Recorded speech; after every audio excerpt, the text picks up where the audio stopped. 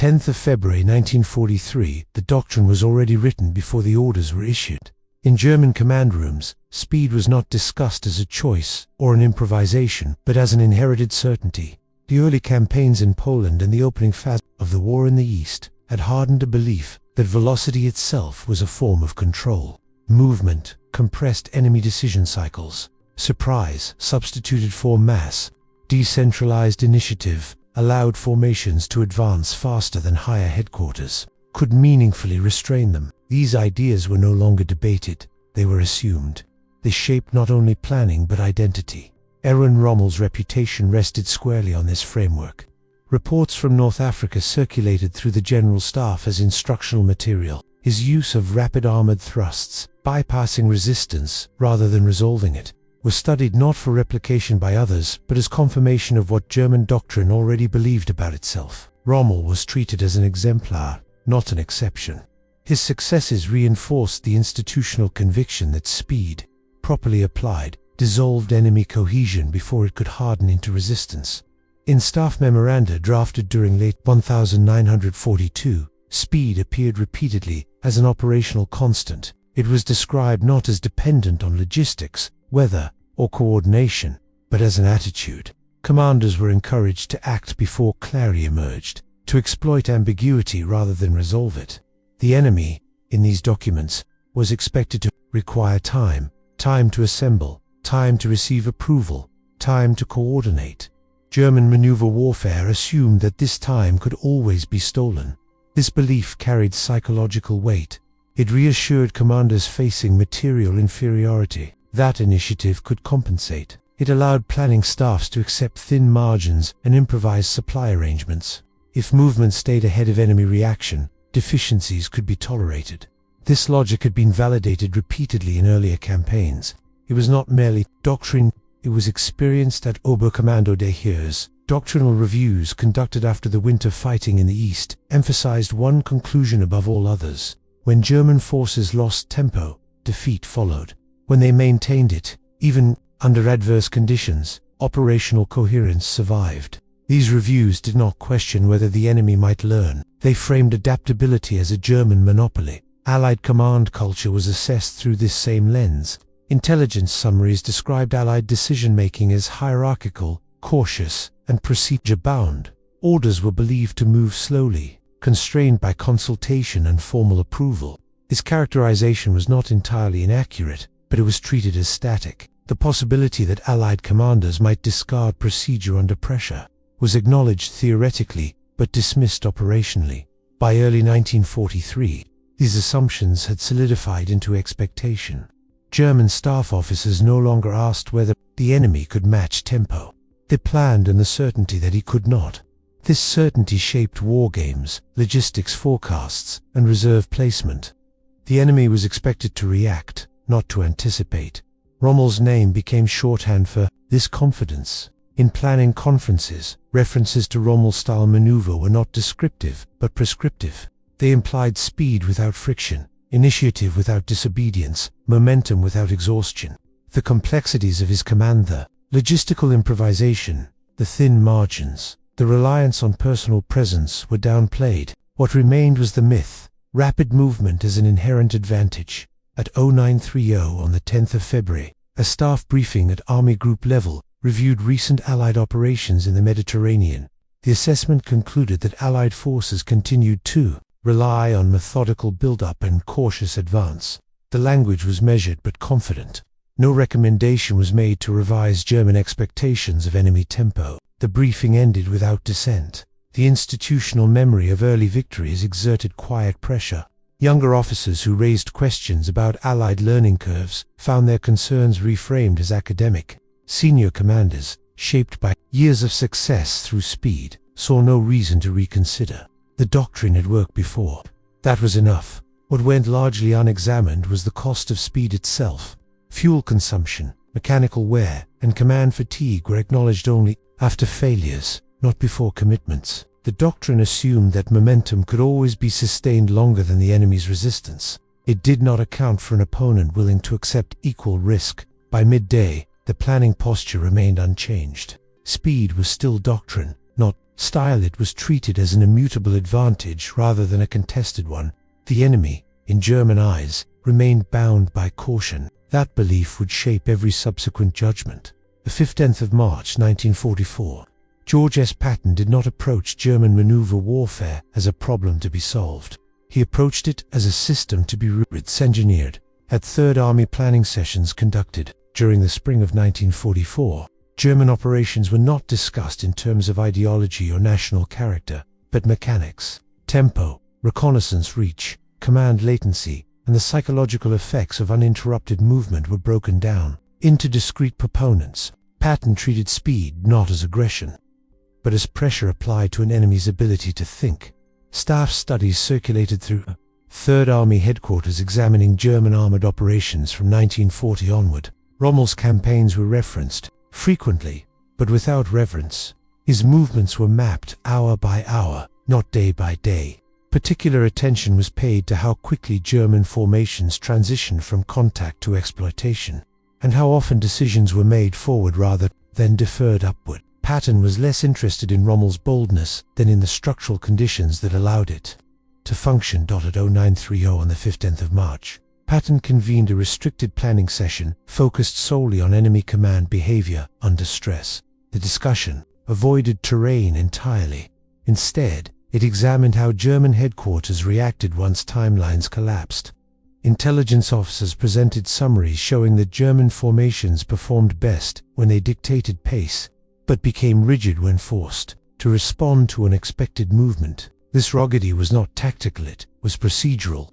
Orders slowed, conflicting directives emerged, initiative became dangerous rather than rewarded. Patton's response was direct. He instructed planners to treat movement itself as the primary operational weapon.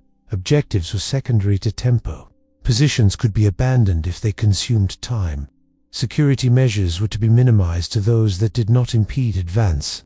This approach unsettled some staff officers, who raised concerns about exposed flanks and extended supply lines. Patton did not dismiss these concerns. He reframed them. A stationary force with secure flanks, he argued, was still vulnerable if the enemy retained freedom to choose when and where to act. Third Army planning documents began to reflect this philosophy. March tables emphasized uninterrupted movement. Over perfect synchronization. Reconnaissance units were tasked not only with finding the enemy, but with identifying routes that allowed continuous advance, regardless of resistance. Command posts were positioned forward, deliberately accepting risk to reduce decision delay. The intent was explicit. Decisions were to be made faster than German staffs could process them. Patton's interest in Rommel was analytical, not personal. He studied how Rommel exploited hesitation, not how he fought battles. Reports highlighted Rommel's tendency to act on partial information rather than wait for confirmation. Patton adopted this principle openly. He instructed subordinate commanders that incomplete information was the normal condition of war, not a reason for delay. Waiting for clarity, he warned, was a concession to the enemy. At 14:15, a logistics briefing raised concerns about fuel consumption under continuous movement. Patton acknowledged the constraint and accepted it. He ordered fuel prioritized for lead elements, even if it meant immobilizing rear units temporarily. This decision was recorded without justification beyond a single line, momentum preserved. The acceptance of risk was deliberate and documented. Psychological effects were also considered. Intelligence summaries suggested that German commanders equated rapid Allied movement with disorganization rather than intent. Patton saw opportunity in this misinterpretation. He instructed that movements be aggressive and visible, even when tactically unnecessary, to reinforce German assumptions that Allied speed could not be controlled. Confusion, he believed, was cumulative. By late afternoon, Third Army's conceptual framework was clear. Patton was not preparing to negate German maneuver doctrine. He was preparing to compete with it on its own terms. Speed would be used not to encircle immediately, but to compress German decision cycles until coherence failed. The enemy would be forced to choose between acting without coordination or waiting too long to act at all. This approach placed immense strain on commanders and staffs. Orders were issued with shorter deadlines. Coordination meetings were reduced or eliminated. Responsibility shifted downward, sometimes uncomfortably. Officers accustomed to detailed guidance now operated on intent rather than instruction. Errors increased, but so did responsiveness. Patton accepted the trade. At 1830, Patton concluded the day's planning with a brief directive to his senior commanders. The enemy, he stated, believed speed belonged to him. Third Army would demonstrate otherwise. The purpose was not to surprise tactically, but to destabilize operationally. Once German command lost rhythm, outcomes would follow. That preparation was complete. Patton had not rejected the enemy's method. He had absorbed it, stripped it of myth, and prepared to apply it with fewer constraints. What remained was execution.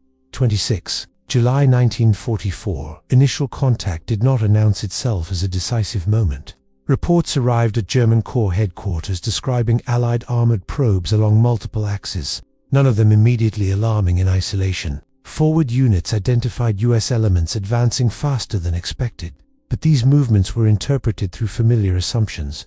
German commanders anticipated deliberate consolidation, pauses for supply, and methodical expansion of bridgeheads. They prepared to respond to a pattern they believed they understood. By 0715, Panzer Group situation logs noted that several American armored columns had bypassed defended towns rather than engaging them. This behavior conflicted with German expectations. Standard doctrine assumed that enemy forces would secure terrain before advancing further. Instead, U.S. units were leaving pockets of resistance behind, pushing deeper toward junctions and communications nodes. Reports from the field described enemy movement as improperly secured and therefore temporary. These assessments underestimated intent. At 0830, a regimental commander reported that his unit had lost contact with neighboring formations after Allied armor appeared unexpectedly on his flank. The attempts to re-establish coordination were delayed by damaged lines and overloaded radio nets. Requests for guidance moved slowly up the chain.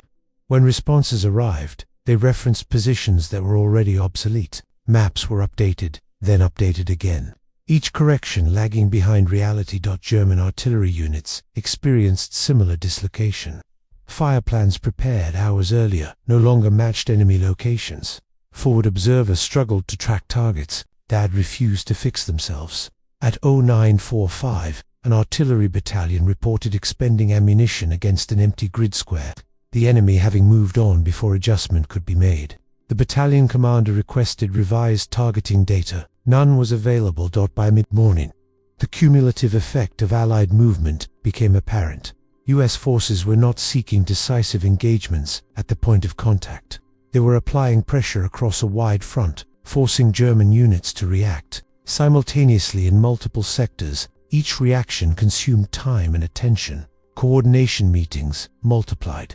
Decisions slowed. The tempo advantage began to shift. At 1100, Corps headquarters issued an order directing several battalions to reposition defensively along a secondary road network. The order arrived late. One battalion had already been bypassed and was now isolated. Another was engaged to its rear. The repositioning created gaps rather than cohesion. Local commanders improvised, often contradicting higher intent in order to preserve their units. The psychological strain increased as reports accumulated. Officers trained to value initiative found themselves constrained by uncertainty. Acting without orders risked exposure. Waiting for orders risked irrelevance. This tension manifested in fragmented responses. Some units attempted aggressive countermove, only to find Allied forces already beyond their reach. Others dug in, only to be rendered operationally irrelevant as the front shifted around them. By early afternoon, German command recognized that familiar reference points no longer applied. The enemy was not conforming to expected rhythms. U.S. armored divisions advanced in depth, not width, exploiting seams rather than forcing breakthroughs. This approach denied German planners the clarity they relied upon to restore order. Each attempted correction arrived too late to matter. At 1430, a senior staff officer noted that the enemy appeared unconcerned with maintaining a continuous front. This observation challenged doctrinal assumptions and triggered debate within the command room. Some argued that such behavior was reckless and would soon collapse under its own weight. Others warned that it represented a deliberate effort to disrupt command cohesion. The disagreement delayed action. Operational logs from the late afternoon reflect growing confusion. Situation summaries used conditional language, possibly, appears, unconfirmed. Certainty eroded, the absence of decisive engagements denied German commanders the opportunity to reassert control through force. Instead, they faced a fluid situation that resisted containment. By 1800, the erosion of initiative was no longer theoretical. Grimmen eunuchs reported increasing difficulty anticipating enemy movement. Reaction replaced planning. Decisions addressed immediate threats rather than shaping future conditions. The enemy dictated tempo, location, and sequence of events. As night approached, the consequences hardened. Fuel and ammunition were expended, repositioning units that failed to re-establish coherence. Fatigue compounded error.